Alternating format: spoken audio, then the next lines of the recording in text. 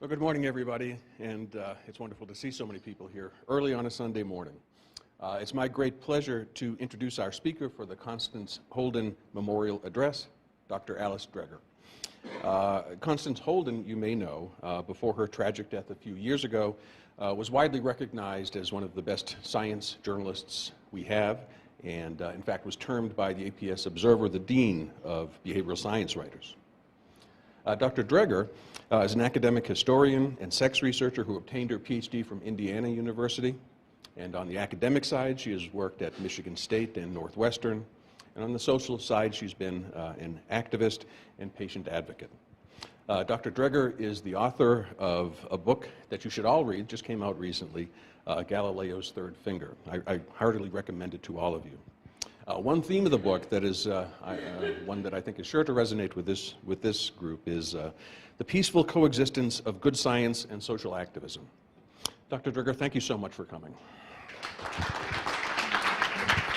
Okay, thank you all for having me, and it's a real privilege to speak in Constance Holden's name. She was, as you know, an outstanding journalist and a real loss when she died to the science journalism profession and to science itself, because she really was somebody who bothered to really understand what she was reporting on.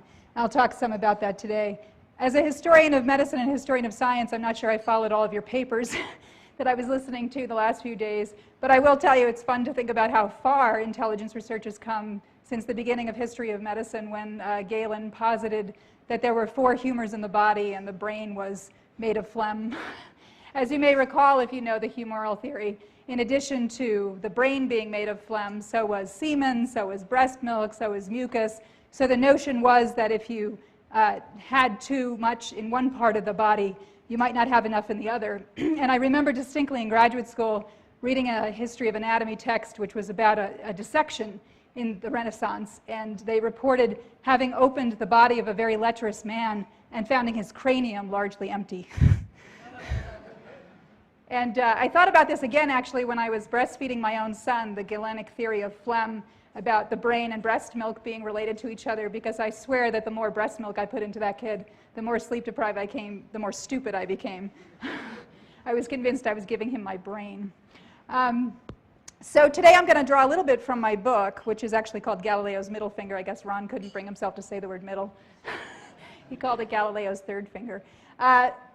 And I can tell you later if you're interested in why the book is called that. But basically, through the book, what I tried to do is figure out what exactly happens when activists and scientists clash. And you can imagine that the kind of work you do puts you vulnerable to this kind of work.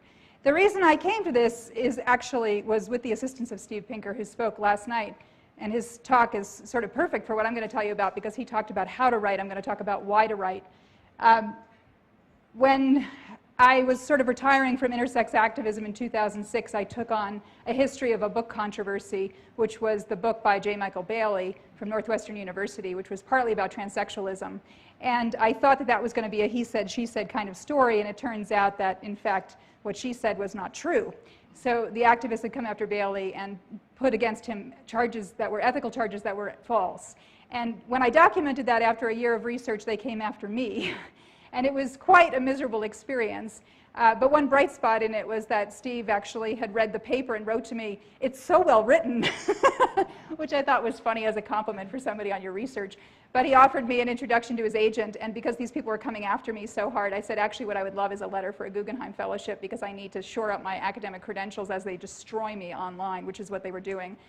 So he did give me a letter along with several other folks, and I got a Guggenheim to do this work, which involved traveling the country, talking to scientists who had been attacked by activists to try to find out what had happened to them, how they survived, what things they did that were right, what things they did that were wrong. So I'll tell you a little bit about that today, but mostly I want to focus on kind of a how-to. How can you protect yourself and advocate for yourself within the media system? So one of the stories I talk about in Galileo's Middle Finger is, you may be familiar with what happened to Napoleon Chagnon and the late James Neal's reputation when Patrick Tierney's book came out. Tierney is a self-styled journalist and wrote this book with the assistance of some cultural anthropologists who hated what Chagnon had to say, because Chagnon put forth a lot of sociobiological ideas, a lot of notions, for example, about fitness and violence that they found highly objectionable.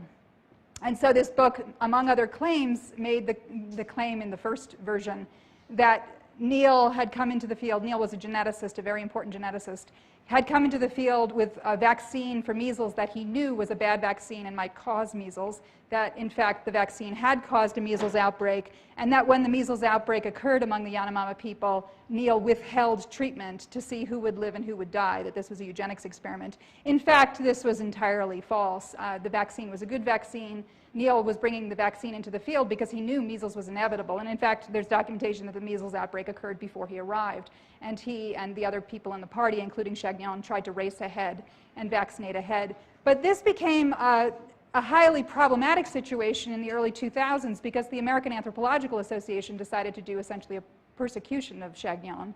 And the work I did in my book, I uncovered internal documentation that showed that they knew that Tierney's book was a house of cards, but they basically went after Chagnon anyway in order to sort of prove that they cared about indigenous peoples.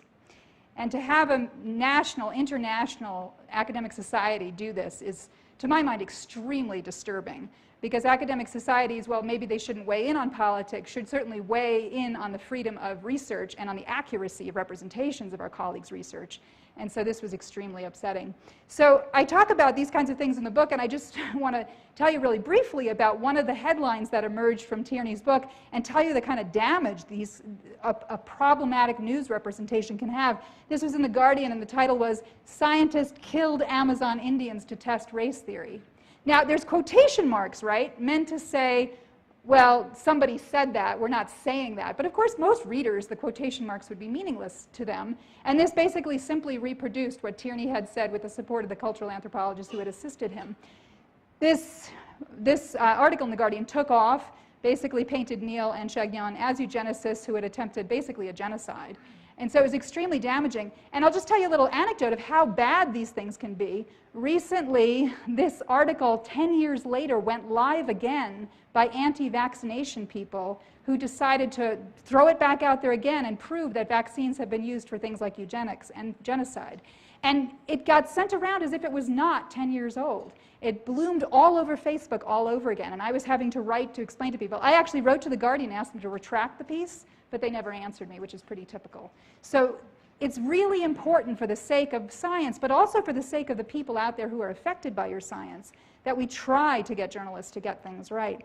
A happier story that I tell in the book is the story of Chuck Roselli. Chuck may not think it's a happy story, but I think it turned out happily. He's a neuroscience researcher at OHSU in Portland, and he was studying male homosexuality in rams. So looking at, for agricultural purposes and also for scientific purposes, why is it that some rams very clearly preferentially prefer sex with other males? And what happened was PETA, the People for the Ethical Treatment of Animals, got a hold of this and decided to claim that he was in fact doing a gay eugenics program where he was trying to figure out how to prevent homosexuality in the human population.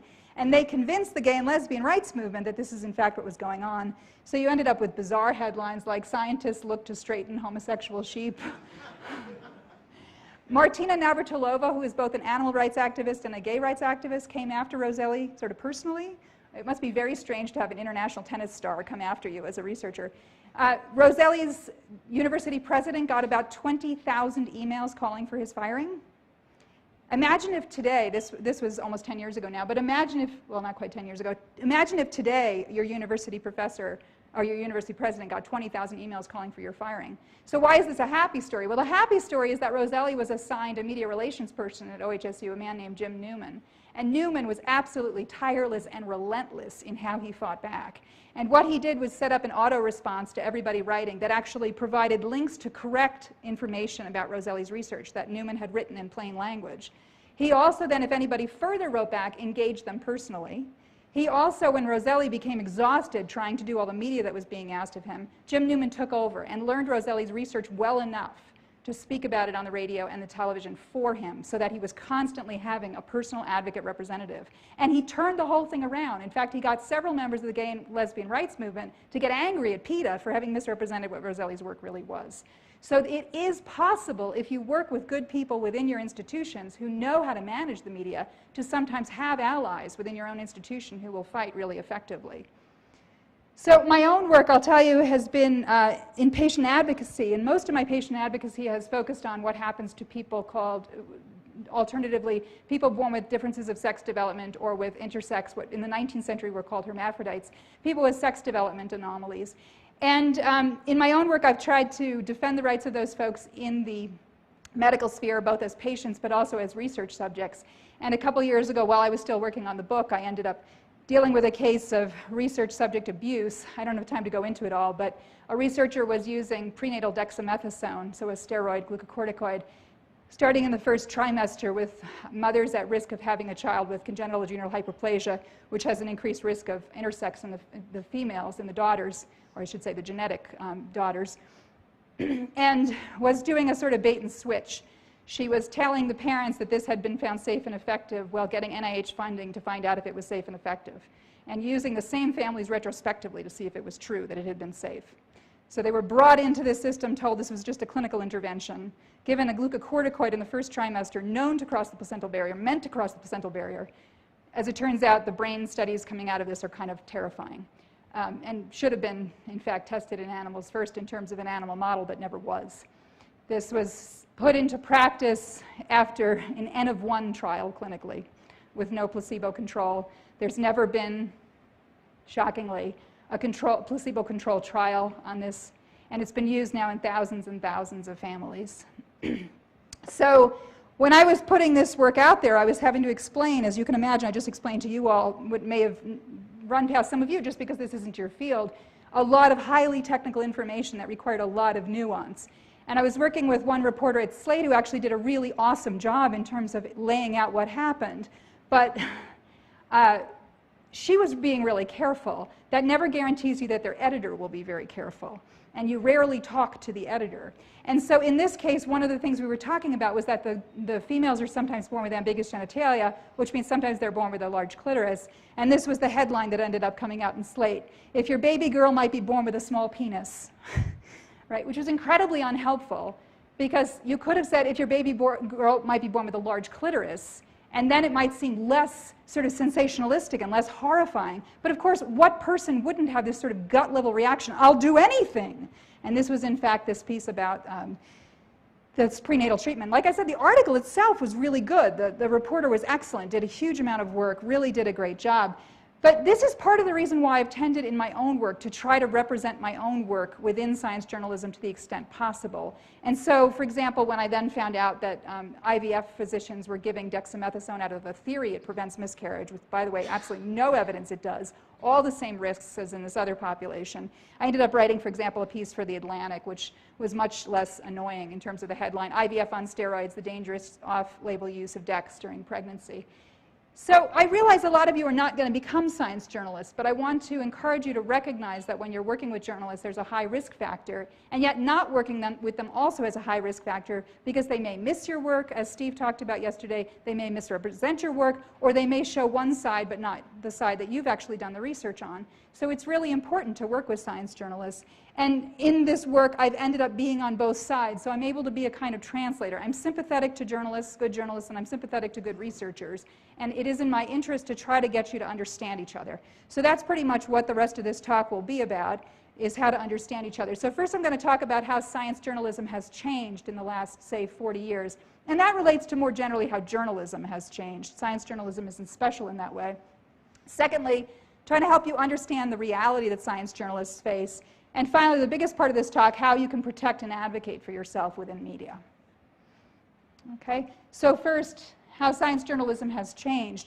If we think about journalism, a lot of people tend to think about Watergate as the classic journalistic moment, right? They think about all the president's men, they think of Woodward and Bernstein. And that is something that inspired a lot of people to go into journalism. It is incredibly important investigative journalism, incredibly brave, smart, difficult work, that took a huge amount of guts and paid off in the sense that the American people came to know what was really going on within the Nixon administration. But that's not the reality we have today. When the Woodward and Bernstein and the Washington Post were doing the work on Watergate, they were existing in a world where people still purchased paper newspapers and where it would have been difficult for the New York Times to play catch-up, although they did, and they sometimes got ahead of the Washington Post. What ended up happening was a very productive, competitive attitude among papers, because if you could get ahead on a bit of the story, then you could sell the papers. And because people literally bought newspapers, bought the New York Times in LA, in Chicago, wherever, there was a direct economic feedback into the system for good investigative journalism. And so how has it changed? Well, today what we have is internet economics that have harmed journalism, especially investigative journalism. Why? Because everybody assumes their news should come for free. They even get irritated if there are ads. They're simply not interested in having to pay for anything that's behind a firewall. And they won't do it. And why should they do it? Because if the New York Times or the Washington Post publishes a really important piece of investigative journalism, 2 hours later, Slate and the Chicago Tribune and everybody else will summarize it for you and post it for free so that you go to their site because it's free and you'll see their ads instead of the other ads. So what's happened is a system that is extremely damaging to journalism as we've known it. That's not to say there aren't compensatory mechanisms coming in. There are groups like ProPublica, which is a nonprofit investigative journalism organization that tries to make up for this gap through philanthropy, basically, and then funding of journalism. But right now, we're in a very dangerous situation where the system of the press, as it was conceived by the Founding Fathers and as it has existed for many years, is actually very economically endangered. And the consequence of that is you get people who are frankly not as good able to stay in the business. There are some people who are terrific and have remained in the business. But for some people, the system simply couldn't hold as many science journalists as it used to hold, and they've dropped out of the system. And often it's the talented ones who drop out because they can do other kinds of work. And so you get a brain drain from journalism. And we've seen a brain drain. That's not to say there aren't a lot of good journalists left. There are. But they are under tremendous problems. Today, because of the internet, news travels much faster, and it also disappears faster. And that means that things are going by at a very fast rate. The sad consequence of that is errors replicate faster, and they last longer. Because what happens is the error gets replicated before you can get a correction run in the newspaper, right? What's nice about the internet is you can run a correction right away because it's online. With the paper system, you had to run it a day later or 2 days later. But the problem is the other people writing on the story will pick up the same errors over and over and over again. And because then people will come back and search for that story, they're going to find that error again and again unless it gets corrected in every instantiation. And I've seen this happen in various fields where a single error has been reproduced and through a telephone game made worse over time. So this is a real problem for science in particular. News and opinion today are often shamelessly blurred. In the past, journalists had a really strict idea, usually, of what counted as reporting news versus what counted as an op-ed. But today, you very often find a blending of these two things coming together in a sort of way that I find shameless. So I get really annoyed, personally, when I'm interviewed by somebody about my research, and then what I end up finding is that they've essentially written an op-ed piece that sort of looks like news, but is kind of op-ed. And how is the average reader supposed to make sense of what's supposed to be factual? Why even bother fact-checking such a thing, right? Because you've got this bizarre blending of sort of this is what I think, this is what the person said, and you're not even pretending to attempt any kind of objectivity in that case. Obviously, perfect objectivity is impossible, but it's good if we aim for it as scientists, as writers of nonfiction. And then you've got the phenomenon that you all are aware of blogs and tweets and podcasts, which are very influential, sometimes more influential than good journalists. And so you've got a situation where a very good journalist will write about your work, but a much more influential pundit will write about it and twist it and turn it, and that's the one that makes it into the popular media. So that can be extremely frustrating. It's also the case that some journalists today do blogging and tweeting and podcasts, and so you get a situation where they can start reporting on stuff that you've just said faster than the normal checks and balances system will occur. Good journalists don't make that kind of mistake, but because social media moves so fast and journalists are rewarded by attention coming to them, they have a sort of built-in interest in getting stuff out there into social media as much as possible. So that's kind of how science journalism has changed. What I mean to tell you is it's a very dangerous environment for scientists whose research is being represented because there are not good checks and balances system, because there are not enough good science journalists. Newspapers tend not to spend a lot of money on science journalism because it's not something usually that gets a lot of clicks. Health journalism, yes. So if the work you're doing can be interpreted as some health issue, it's more likely to be covered. But it can be quite frustrating to see the underfunding of these systems. So secondly, let's talk about understanding science journalists' reality. This is a fabulous article that just came out in The Guardian. It's a satire piece, actually, by Martin Robbins, and it came out this week, so I couldn't think the timing was better. He wrote a piece called "This is a News Website Article About a Scientific Paper." And what he does is go through exactly what a scientific article looks like and just writes it as if it was the article, but he's just writing what the article is. So it begins in the stand first, which is in the US what we call the deck. That's the little blurb at the beginning. "I will make a fairly obvious pun about the subject matter before posing an inane question I have no intention of really answering. Is this an important scientific finding?" And then he goes on to go through all the steps. I'm not going to give you all of them. They're really, really funny. He says, "In this paragraph, I will state the main claim that the research makers making appropriate use of scare quotes to ensure that it's clear that I have no opinion about this research whatsoever. In this paragraph, I will briefly, because no paragraph should be more than one line, state which existing scientific ideas this new research challenges. If the research is about a potential cure or a solution to a problem, this paragraph will describe how it'll raise hopes for a group of sufferers." Right? This paragraph elaborates on the claim about adding weasel words like "the scientists say" to shift responsibility for establishing the likely truth or accuracy of the research findings on to absolutely anybody but me, the journalist. Don't make me look it up. I'm just going to say scientist A says this, scientist B says this. In this paragraph, I will state in which journal the research will be published. I'll just skip this one. And then on the bottom, he has a quote from somebody saying, "Basically, this is a soundbite," the scientist will say, "from a department and university that I will give brief credit to. The existing science is a bit dodgy, whereas my conclusion is bang on." Right? And it goes through, it says, next there'll be an insertion of a picture because nobody can read an article longer than 450 words before they reach a picture. He goes through, and it's exactly, in fact, the template of what you find in science journalism over and over again. And we can be snarky about it, but why is it that science journalists often write like this? Well, one reason is that they're under-resourced, as I've already mentioned. They're short on time and short on money. When I started doing my work 20 years ago, it was not uncommon for a journalist to spend several weeks on a story that I was participating in. And they would be able to interview lots and lots of people, many of whom would only be background folks, but they would interview lots, they would read, they would come back to me several times and say, "Well, I read that paper you recommended, but now I don't understand this part of it." We would go back and forth. It would be tremendous. They would send out a real photographer to go take a real picture of the person that they were writing about. Today, what ends up happening typically is they have a couple of hours at the most. That's all they're allowed by their editors because of the economic system. And that makes it very difficult to do anything other than sort of slotted in journalism. They're also under editorial control. They're not under the kind of control you think you are with editorial control. Yes, you have to get your papers into journals, and that can be difficult. But editors in newspapers can change your work without really asking you. And I've experienced this. In fact, there are several venues I've stopped writing for because they changed my work without a check back. Sometimes horribly, sometimes to the point where like I'm screaming and going, "Oh my God, they said exactly the opposite of what I was saying because they changed the wording in the paragraph." So journalists are under editorial control and often don't have as much control as you would like them to have with regard to how they can report the story. They are, for example, often required to keep the article shorter than 800 words. Imagine how much you can possibly say in 800 words. Almost nothing if it's a complicated story. So it's quite frustrating in that way.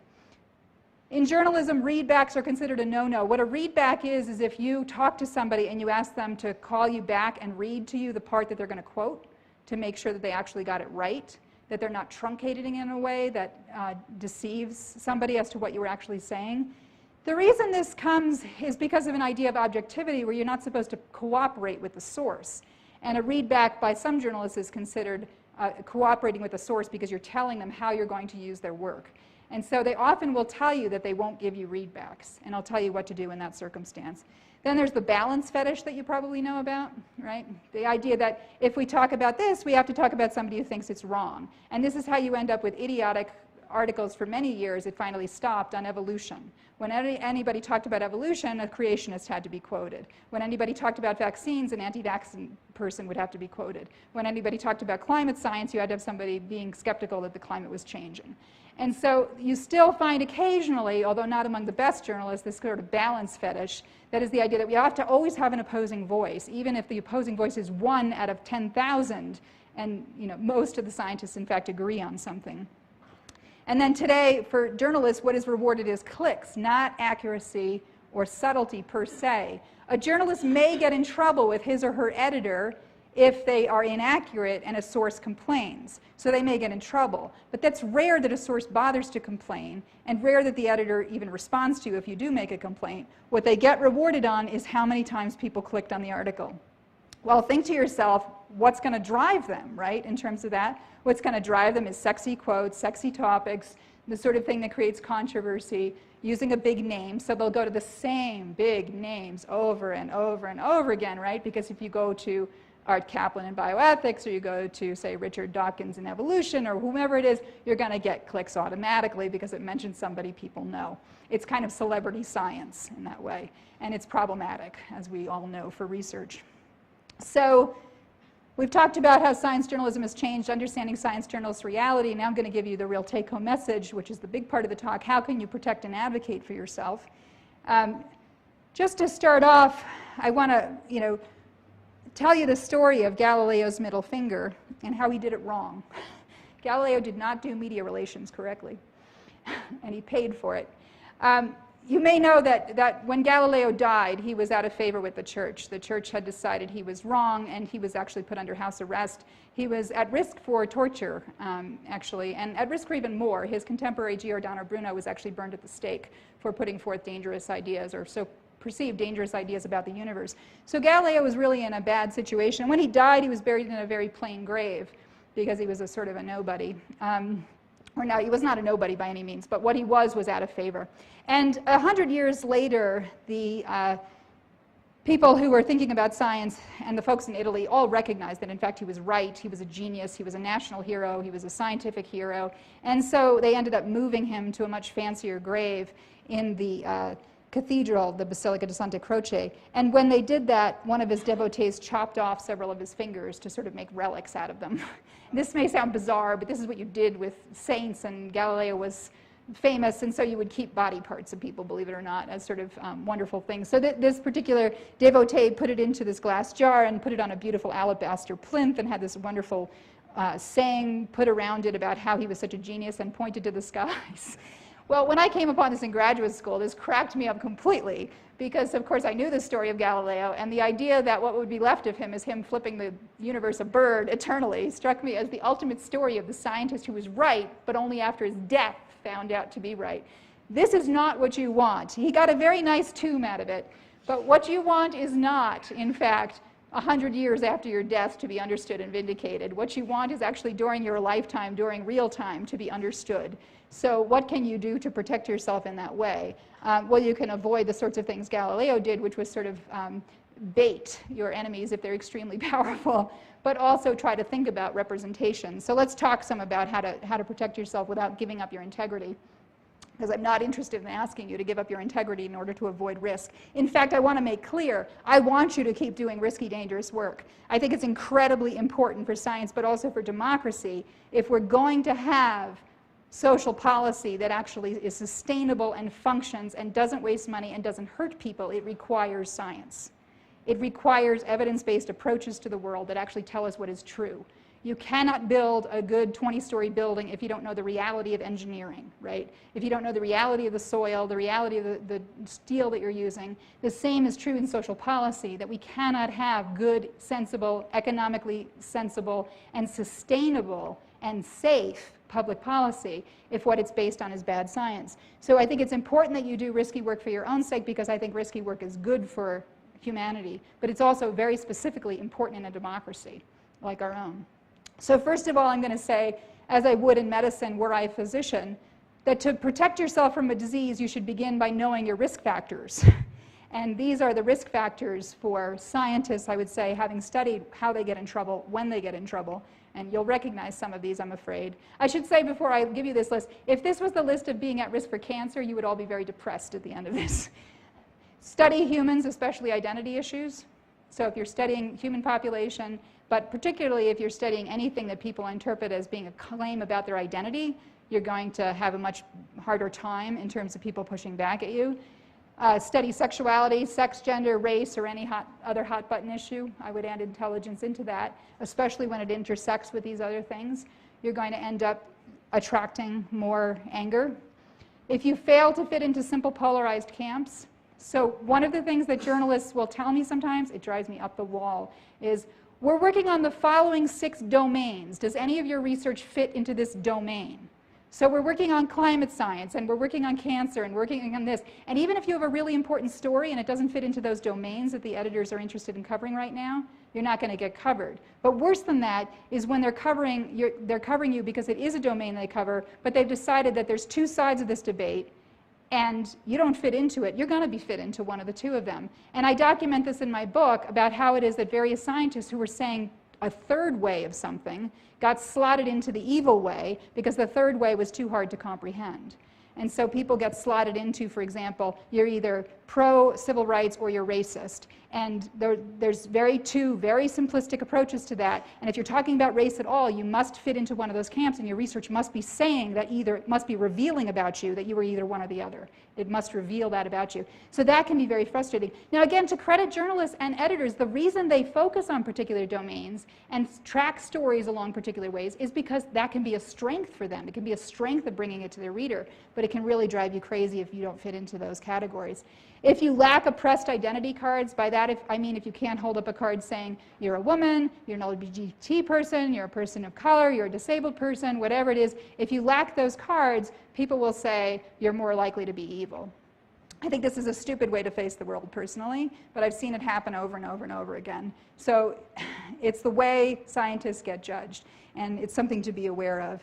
And then, as I experienced myself when I resigned from Northwestern a couple weeks ago for being told I was off-brand in my research, if you're in a brand-obsessed identity, brand-obsessed university, you're definitely at risk because your university administration is terribly worried about you staying on message.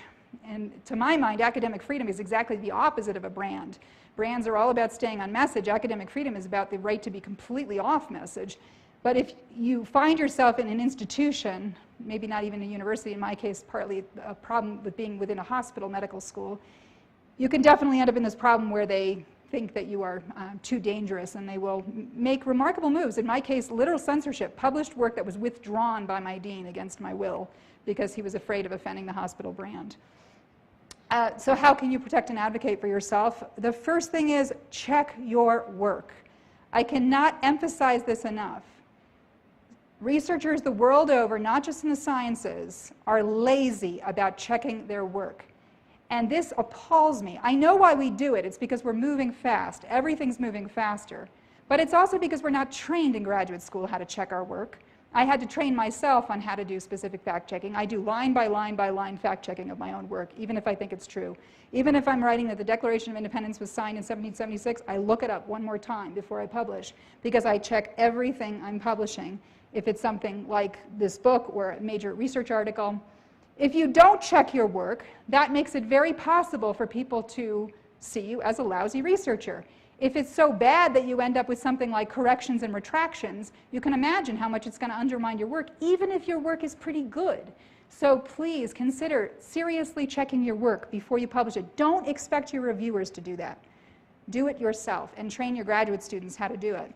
Understand the reality of science journalists. We've talked about that, but in order to do that, that means, for example, treating journalists like humans. Be nice and expect them to be self-interested.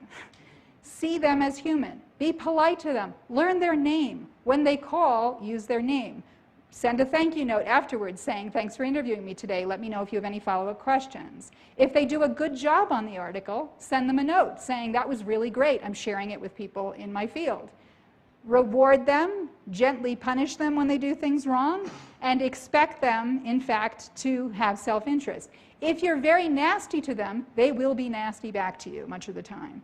So keep that in mind and try to focus on how you can interact with them in a way that will understand their own reality. Know your journal publication is inadequate to the task before you, which is if you want to bring your work to a public audience, and if somebody else is doing it for you and you maybe don't want it, but it's happening, you have to know that publishing a journal publication is not enough to represent your work.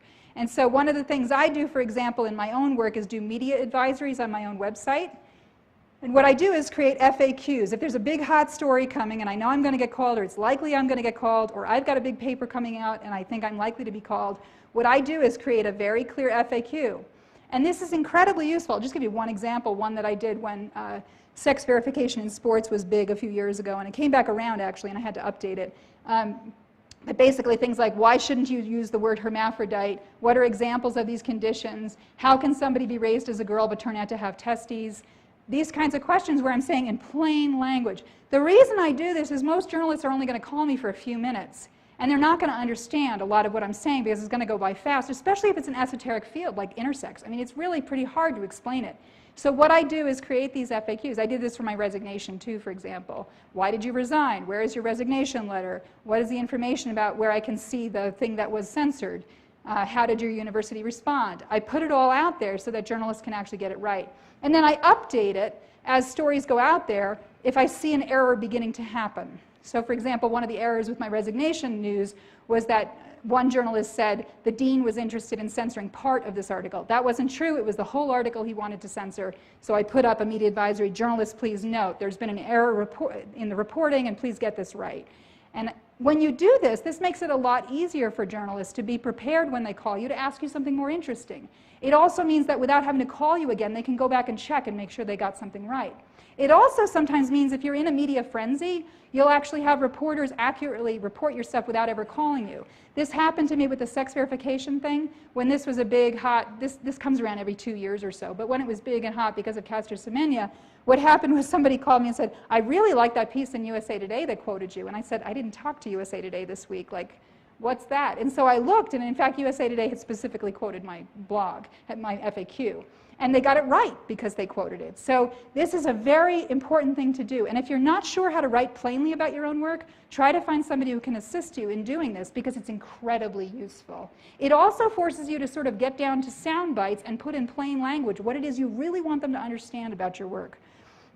So in addition to that, you can post the media advisories, you can update the media advisories, and you can also write your own press releases, but I would say have a pro edit them. If you're not somebody like me who's been writing press releases for 20 years, you really want to have a pro. I don't really like press releases. I find them kind of sickening where research is concerned because it feels like weird marketing. But that said, journalists still look for press releases if there's an interesting topic coming out.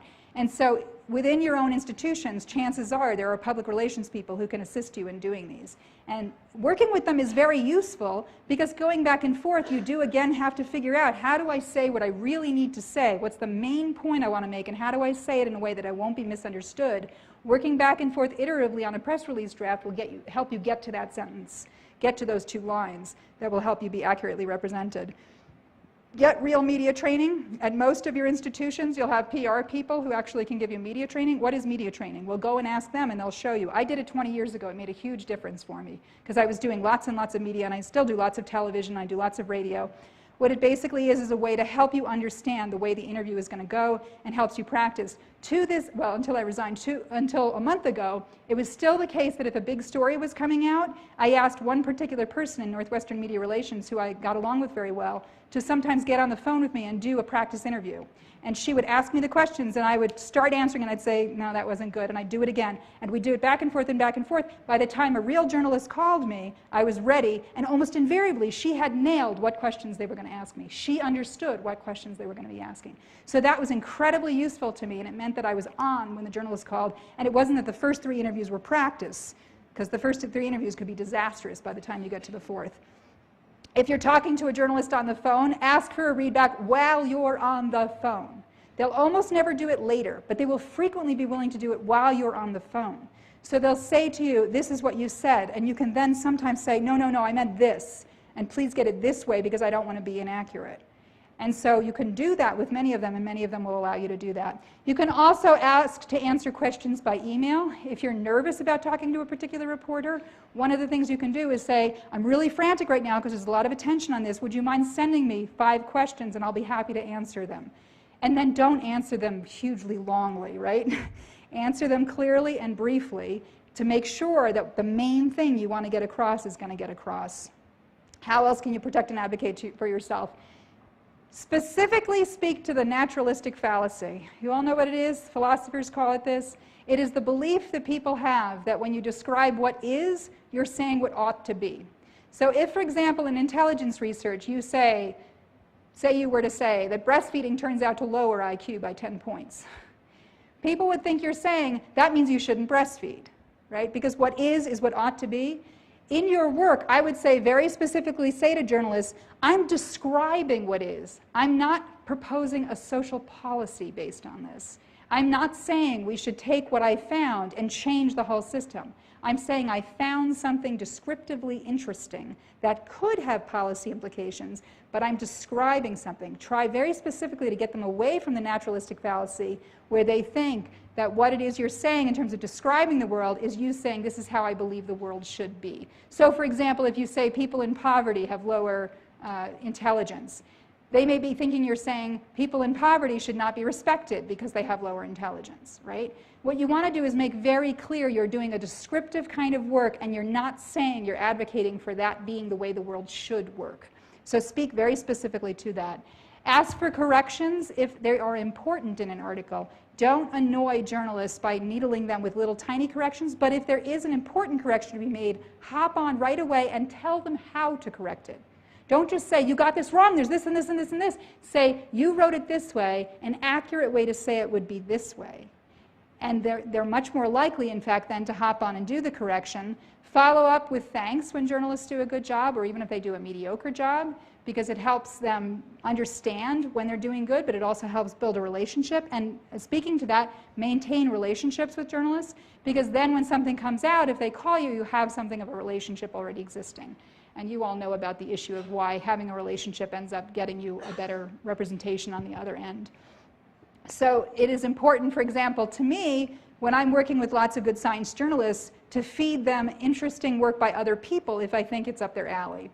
And the reason I do that is because it keeps the line of communication open. It shows that I respect them as a journalist, that I think they might be interested in a topic. They appreciate hearing from me. So I'll sometimes say, hey, so-and-so has this interesting paper coming out, and I think you'd be interested in it. And you might also talk to so-and-so and so-and-so because they're also working in this field, and they're also doing interesting stuff. I don't send long messages. I don't expect a response. I always say, you don't need to respond, so I'm not wasting their time. But having relationships and keeping those relationships open help create positive communication lines. And then I want to propose to you an idea I had a few years ago, and I just don't have the funding or the time to do this because I'm working on too many things. But I really think it is time, and when I mentioned this to some science journalists, by the way, it struck fear in their hearts, which I think is not a bad thing. I think it's time for actually use social media to do what I would call rate my journalist, right? So we rate our restaurants, we rate our hotels, we rate our airlines. I think it may be time, in a very open, honest, respectful way, for scientists to come together, maybe through the AAAS, and create an online system where people who are actually mentioned in a story get to say whether or not they were accurately represented in the story and to rate how well the journalist did. By name. It would not be anonymous, so you would be responsible for your own words. Now, if you did something like this, journalists might also discover that you tend to rate them low, and they might not be interested in calling you, or that you may, I suppose, inflate them. But I think that this could be very positive if what happened is we had an open system whereby we talked with each other about which journalists are trustworthy in terms of accurate representations. I've done this at the low level with scientists who are in trouble, where I'll send them my little lists of don't talk to so-and-so, do talk to so-and-so, absolutely don't talk to that person, because you're going to end up completely misrepresented. They have an agenda, and you are going to be part of that agenda, and it's going to be a disaster. But this person is somebody we're talking to. I think it's time for scientists to consider taking this on as a task and really doing this kind of thing where they can share information with each other and use social media to their own good to figure out which journalists they think are trustworthy and which ones are not. So just to wrap up, and I think we'll have a little bit of time for questions, why bother with the media? Well, as Steve mentioned last night, why bother with the media? Because there are always people doing stuff in the media, and if we don't get good research and good dialogue in terms of people who disagree, have legitimate points of disagreement within research, then we basically end up in a situation where only the people willing to do that kind of work end up in the limelight, and that brings it to the public. You may think the media is not that important, but if you think about how you know about anything outside of this room beyond your personal family, the way you know about it is basically through media. Everything you know about what's going on in the Republican nominations, what's going on in Syria, what's going on down the street in terms of a new development from your own home, the way you tend to know about it is because it goes to the media. And so if you want your work to have any social impact at all, chances are it has to go that way. And if you want people to appreciate and want to fund and want to support science, then it's important to do media work, because having good science out there, interesting science out there, science where we're clear that science is a process and not a product, will help people understand why so much money gets spent in terms of federal funding on science, and maybe that more should be. Democracy, this is what I argue in the book, that democracy and science are fundamentally intertwined. And I already talked about this a little bit, but if we're going to have a well-functioning democracy, science is critically important. And if you look historically, what you find is actually that a huge percentage, really, of the founding fathers were science geeks.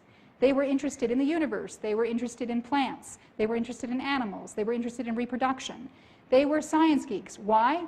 Well, because science and democracy during the Enlightenment actually began with the same values, not coincidentally. They were growing up together as part of the Enlightenment. They both valued the idea of peer review. So in the sciences, the idea was to create scientific societies and journals where there would be a review. Within the democratic system, there was the criminal justice system, which would have a jury, which was essentially peer review. We would have voting, which was essentially peer review. We would have checks and balances through the three branches of government, which is essentially peer review. And so these two things had the same concept behind them, namely the idea that crowdsourcing would get you better knowledge and ultimately lead to a better life. So the founding fathers understood that democracy and science are fundamentally intertwined. And what I would say to you is that when the pursuit of truth, which is science, is harmed, the pursuit for justice is also harmed. And when we don't have a just system that treats people who are doing the pursuit of truth well, then what we end up with is a system where justice is also harmed back. So justice and truth depend on each other, and they have to work integratedly together. And for you to understand that means for you to understand that in order to engage in this larger picture, it means sometimes having to put up with the media. Thank you.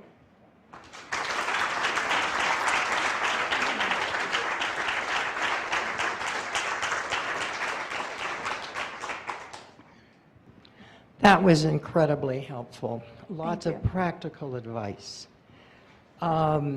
which all of us would be wise to consider.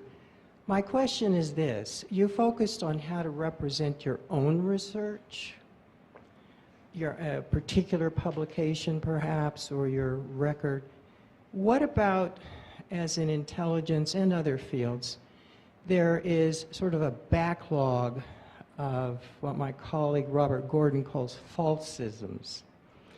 And any study you publish comes up against this wall of falsisms, falsehoods that have been accepted as proven truths. A number of us have been talking about, well, how do you deal with that? Do you have, because it goes beyond a single person, but it affects all of us. Any particular suggestions on that? I recognize this can be hard to deal with because funding systems aren't interested in having you write that kind of paper, right? The kind of paper that says, here are all these falsisms, because what they're interested in is novel research, not something that looks back and says, here's this problem where this idea has been replicated, even though it's not well supported by the evidence. So I think what I would say is that it probably has to often come to the senior people in the field to do that kind of work and to come together. I know you're really busy, but you can do it collaboratively with students to do it. And I think part of what you have to do is very specifically engage the journal editors directly. Don't do it by email. Have a phone call and say, we're facing a problem where something that we think in the field is really inaccurate keeps being replicated. Talk to us about what kind of paper you would like to see that might actually make a dent in this. And journal editors actually have a lot more knowledge than we often give them credit for in terms of how to position work so that we can begin to chip away at the stuff that has been wrong that has built up over time. I follow that up because sometimes those editors are the very problem. Mm-hmm. They don't want their journals to have those articles. Yes, so sometimes the editors are the problem because they don't want the journal. Yes, I think you're absolutely right, and you have to do it anyway. And I know it's hard and it's difficult and you have to press, but as much as possible, I think you have to try to do that work. And if it would help working with a journalist to try to correct that error, that can often work. So, you know, I thought that when I started off doing intersex rights work within the patient system, that if I published some stuff in some medical ethics journals, the medical system would change.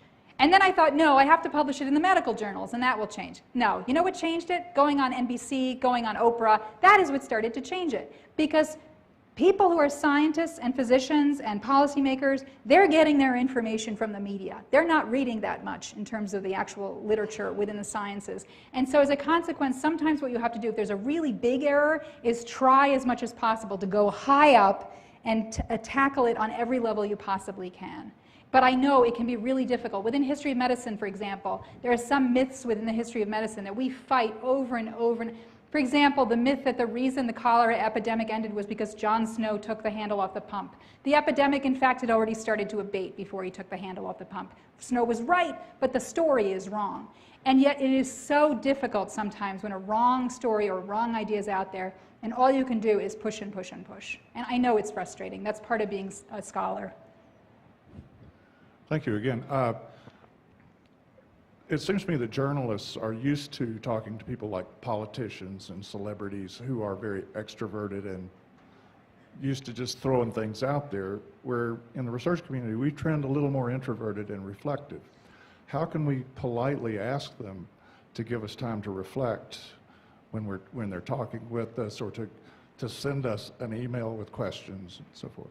Usually they get in touch with you by email, and so one of the things you can do is write back and say, I often do, can you give me a sense of what you want to talk about and what the questions might be so that I can give you the best answer possible? I often say, I tend to be very long-winded and I don't want to waste your time. So please send me a note about what I should, and I'll have concise answers ready for you that way. And they like that because I'm not going to waste their time, so they often respond and they say, here are the questions. Now, there'll be additional questions when we're on the phone together, and often it'll wander off. But if you're wandering off into somewhere you're not comfortable with, you can always say, oh my gosh, I'm sorry, I forgot I have a meeting I have to go to. Send me a follow-up and I'll follow up. I've done that more times than I can count. My son always calls me on the phone urgently from school when there's a reporter on that I'm having trouble with. His timing is remarkable, and I always have to hang up and take his call. So you can do that. You can take your time. You are not obligated to be precisely on the very moment they need you. Follow up quickly because you don't want to get them to go ahead without you. But you can do that. You can have more control on this than you think. And that's part of media training, is learning how to keep control of the conversation. Alice, you mentioned that your dean had articles that you had published withdrawn. Were these peer-reviewed publications? That sounds horrific. I mean, how does that happen? It was horrific, and I fought it for 18 months before I gave up and resigned. This was a journal put out by my department, which was Medical Humanities and Bioethics at the Feinberg School of Medicine in Northwestern. And we had an annual journal that we put out. We were the editors of it, called Atrium. And it was an international journal where we would put out a call for a particular theme. So some of the themes were things like power, liminality. In the case that I was given, became the editor of the 2014 issue. The topic was bad girls, which everybody said I should do because it was a good sort of feminist, provocative thing. So I sent out the call for proposals that the faculty put together, as we always did. We put together a call for proposals, sent it out. I got about 35 proposals back. Out of those, I was able to pick 13 for the length that we have. These are short essay articles, often with a few footnotes, written sort of pensively on the question of medicine and how medicine and medical research work. But they're written largely by doctors, nurses within academic systems, and then mostly by people in the medical humanities and bioethics, so medical history, literature and medicine, philosophy of medicine. And one of the articles that I published was a piece by cultural anthropologist Bill Peace at Syracuse University. And in that piece, he was talking about his own experience as a man who was disabled and sexuality. And what he was writing about was how in 1978, because of a congenital problem, he became paralyzed from the waist down. And he was in a long-term rehabilitation facility, which they tend not to be like this anymore, where you got to know the people around you, you had peer support for months on end, and you also got to know the caregivers very well.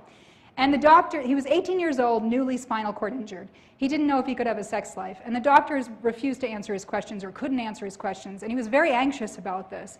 And so he tells the story of how one night after he had lost bladder control and he was crying, a nurse that he knew very well and who at that point was friends with him came to him and reassured him by providing him oral sex. And that this gave him sort of a sense that he was going to be okay. It was a mutually consensual act.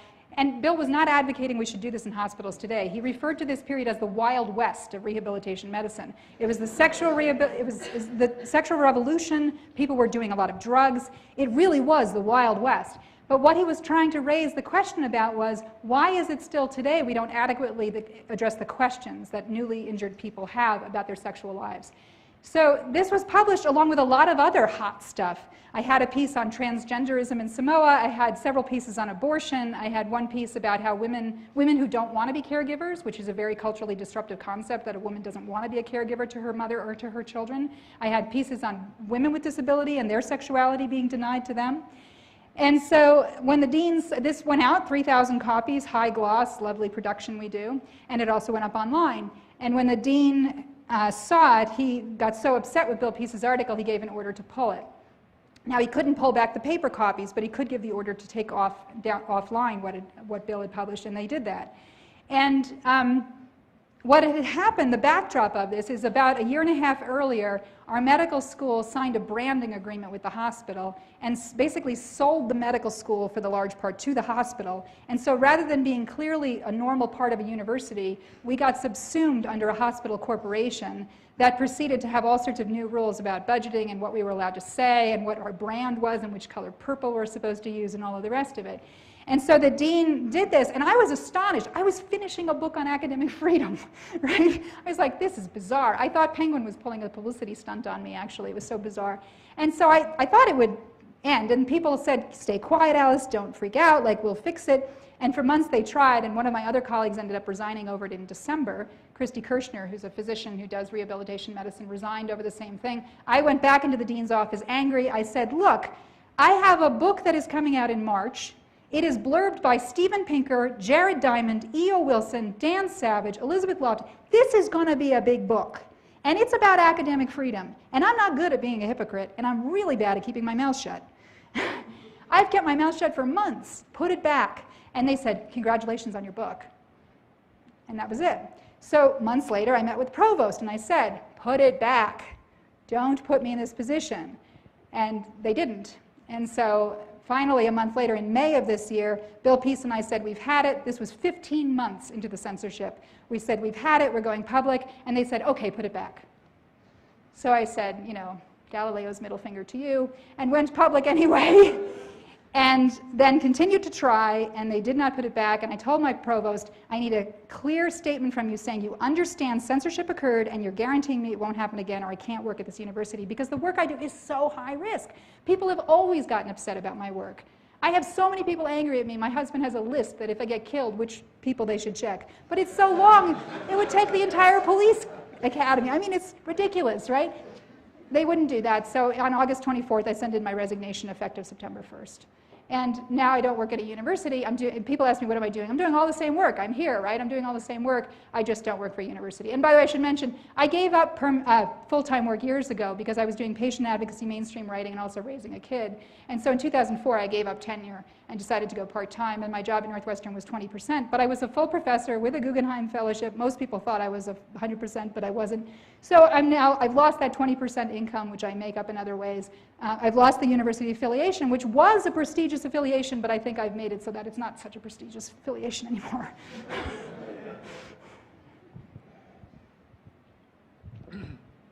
You know, something you said about going on Oprah makes me feel much better about some things that some of us did early in the days of the race IQ controversy. Mm-hmm. I ended up appearing on Oprah's show in the television recording phase, but the episode was never broadcast. Because you were too reasonable? But, huh? Because you were too reasonable? I don't think they thought I was reasonable, but I was... I thought I was. But I appeared on Sally Jesse Raphael. Mike Levin, who was a philosophy professor at CCNY in those days, appeared on a circuit of shows that were controversy-oriented in the New York City area. And we got Phil Rushton also appeared on many of these shows. And we got a lot of flack from colleagues about doing that because they thought we were publicity seeking, okay? And I don't think I can only speak for myself. Nothing was further from my mind. But in the back of our minds, we had the message, we had the notion of getting out in front of a large audience the idea that there was an issue here, that the opinion was not monolithic altogether on the wrong side. And what you said just makes me feel that our intuitions were not wrong. Yes, and you're right. You will take crap from your colleagues if you're in the media a lot. It causes professional jealousy. One of the ways to deal with that is to back off sometimes and to say, you know, I've been interviewed a lot. I think it's important to get a diversity of voices out there, and recommend another colleague. And I do that frequently on topics where I've been interviewed a lot, where I'll say, I think you should talk to so-and-so. But then I have to be driven crazy, right, because my colleagues don't get it quite right like I would. So I do think it's important to do that work. Yes, you will take crap from your colleagues about it. My whole lesson, really, today is to tell you, this is difficult and hard, and there's no easy way to do it, and you will take crap from every side, and I want you to do it anyway. That's what I do every day. It's difficult and it's hard and it's crap, and I do it every day anyway. Why? Because I really think that scholarship is how we got to where we are today in terms of our freedoms, and that scholarship is good in and of itself. So I don't want to discourage you, but it's often difficult. Alice, you've worked very effectively at the intersection between journalism and science. Obviously more effectively than most of us are able to, partly because you've embraced it and built talks like this that show your expertise there. I know many people, I may be one of them, I won't judge that, but I know many people who I would judge should not interact with journalists, but should spend all of their time doing science because they're spectacular scientists, and they're not by either temperament or personality or, for that matter, epistemology, people who work well with journalists. Your talk today has been to all of us as though we all need to and should interact with journalists. I'd like you to reflect on those of us who may not be the kind of people who should interact with journalists, whether you agree with that, and how, well, I'm especially intrigued by something you said earlier in your talk about how there was an advocate for a university that stepped forward. That seems like universities should have dozens of those hired and in place on a regular basis. I was wondering how we could institutionalize that. In any case, could you work a little bit on those issues? Sure. It's definitely the case, I think, that some people shouldn't work with journalists because they just don't have the skill set to do it. And in those cases, if those people's work is coming before the media, it's especially important that they get a media relations person to do that work for them, or to accompany them, or to help them with press releases and do things in writing instead of do them in terms of speaking. Steve Pinker yesterday was trying to, I think, encourage you heavily to write in the mainstream. I don't think a lot of you should do that. I think your best and highest use is actually doing science. And if you want to do that, I think that's great, but you can often do better work by doing the science and let the science writing, as we call it, happen with other people. How do you get advocates within university systems or institutions? You have to do it yourself, start it, and work with other people, other scientists to get it. But if you do as a group basically petition the administration and say, we don't have enough media relations people to help us, and you can evidence that by saying, I'm calling on media relations people, but they're super busy with this story and this story and this story, you can sometimes get more people, and the media relations people will help you with that because they want to have the jobs and they want to have more of them. Universities you can work through academic systems, governance systems, to try to get more assistance. In general, what will happen at universities, today especially, is everybody within media relations, legal, everything else, they work for the administration, not for you. But if you can convince the administration that helping you is in the best interest of the administration, then they will help you. So for 10 years, the media relations people at Northwestern helped me intensely. Even though I'm a pro, they would help me field when there was, for example, really busy time. They would triage incoming calls. We would do practice together. And the reason they were able to do that was because the administration could see that I was doing high-profile work that made the university look good. Obviously, that changed when the resignation was coming. I couldn't call on them and say, can I get your help with this? They didn't turn on me, which was lovely, I think because we had good relationships. I thought they were going to, these nice people were going to turn on me. But basically, you can go to them, take them to lunch, have a coffee with them, meet them in their office, whatever, explain to them what you do, and say, I think I'm probably bad at doing this, and I think a lot of scientists probably are, but how do we get your help? and bring them into the research lab spaces to come talk to you. We, for example, in our program, had media relations people come into our graduate program and talk to our students about how do you work with a media relations person. But how often in a graduate training program do you ever bother to do that? It's actually, I think, worth doing, bringing in one of those people who can help educate your graduate students about how to do that kind of work with a media relations person. So it's more available than you think. It's like all sorts of government programs. They exist, you just don't know about them. Within your own university, there are resources that exist to deal with this stuff that you just don't know about. Well, Dr. Dreger, I thank you so much Thank for you a very wonderful much. presentation. I know you have to get to the Yes, airport. I do have to get my plane. Thank you so much. Thank you.